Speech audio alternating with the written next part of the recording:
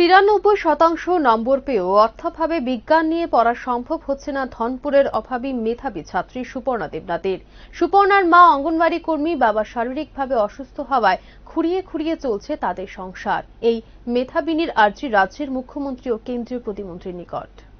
জীবন প্রতি মুহূর্তে রং বদলায়, খুশিতে হাসায়, দুঃখে কাঁদায়, কিন্তু খুশির মুহূর্তেও সোনামুড়া মহকুমার ধনপুর শান্তিনগর এইচএস স্কুলের মেধাবিনী সুপর্ণার চোখে আশঙ্কা, অনিশ্চিত ভবিষ্যৎ, জীবনের দুর্ভাবনা আর দুশ্চিন্তার অশ্রু।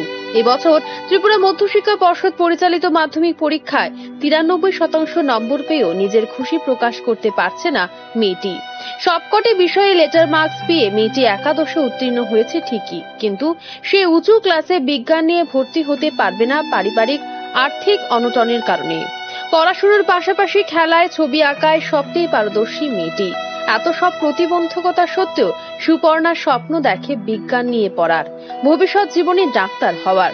আশা করে রাজ্যের মুখ্যমন্ত্রী ডক্টর মানিক সাহা ও ধনপুর এলাকার নেত্রী কেন্দ্রীয় প্রতিমন্ত্রী প্রতিমা ভৌমিকের সহযোগিতায়। আমি সায়েন্সে পড়ে ডাক্তার হব, কিন্তু আর্থিক দুর্বলতার কারণে আমাকে আর্টসে পড়াশোনা করতে হবে বলে আমার মনে হচ্ছে। আমার একজন গৃহশিক্ষক ছিল এবং ওনার কাছে আমি সব বিষয়ে পড়াশোনা করে 465 নম্বর পেয়েছি। সব বিষয়ে লেটার মার্কস পেয়েছি। মাননীয় মুখ্যমন্ত্রী এবং কেন্দ্রীয় প্রতিমন্ত্রী উভয়ের কাছে বিনীতভাবে অনুরোধ করতেছি যে ওনারা যদি আমাকে কিছু আর্থিক সাহায্য করেন তাহলে হয়তো আমি আমার স্বপ্নটা পূরণ করতে পারব। এক সময় ভালোই চলছিল সুপর্ণাদের সংসার। বাবা অরুণ পাল স্নাতক ডিগ্রিধারী হলেও রাজমিস্ত্রির কাজ করে সংসার চালাতেন। মা রুমা অঙ্গনওয়াড়ি কর্মী, বিএ পাস। গত প্রায় 5 বছর আগে বাবা স্নায়বিক রোগে আক্রান্ত হয়ে কর্মক্ষমতা হারিয়ে ফেললে সবকিছু যেন উলটপালট হয়ে যায়। মা এখন সাম্মানিক হিসেবে 9,000 টাকা পেলেও বেশিরভাগ টাকাই চলে যায় হোম লোনের কিস্তি প্রদানে।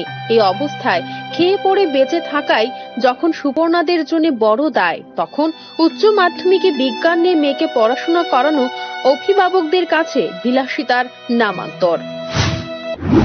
আমরা অনেকটাই দারিদ্রতার মধ্যে দিয়ে সংসারটা চালাচ্ছি।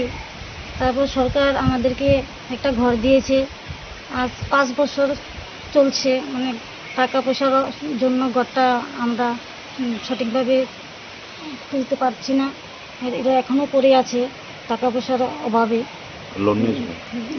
লোন ব্যাংক থেকে কিছুটা লোন নিয়েছি, এবং যা আমি অঙ্গনওয়াড়ি কর্মী একজন, যা মাসিক যে ভাতা হিসাবে আমরা পাই সেটা প্রায় বেশি লোনে কেটে নেয়, আর বাকিটা নিয়ে সংসার চালাতে হয়। মেয়ে তো ভালো নম্বর নিয়ে পাশ করেছে, 5টাই লেটার পেয়েছে, কিন্তু আমাদের আর্থিক দুর্বলতার কারণে ওর যে স্বপ্ন ছোট থেকেই বলতো যে আমি ডাক্তারি পড়া। দারিদ্রতার সঙ্গে লড়াই করে সংসার চলছে।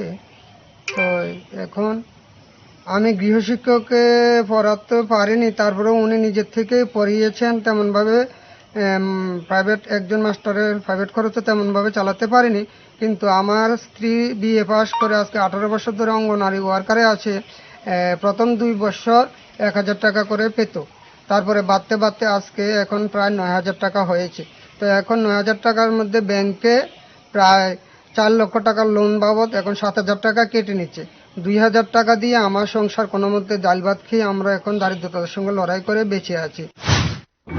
কি হবে সুপর্ণার ভবিষ্যৎ তা ভেবেই আপাতত কুল কিনারা পাচ্ছে না এই অভাবী পরিবারটি, যাদের কাছে সুপর্ণার রয়েছে আবেদন তথা রাজ্যের মুখ্যমন্ত্রী এবং রাজ্যের কেন্দ্রীয় প্রতিমন্ত্রী প্রতিমা ভৌমিক। তাদের দৃষ্টি কি আদৌ আকর্ষণ হবে? এখন এদিকেই তাকিয়ে রয়েছে গোটা ধনপুরবাসী।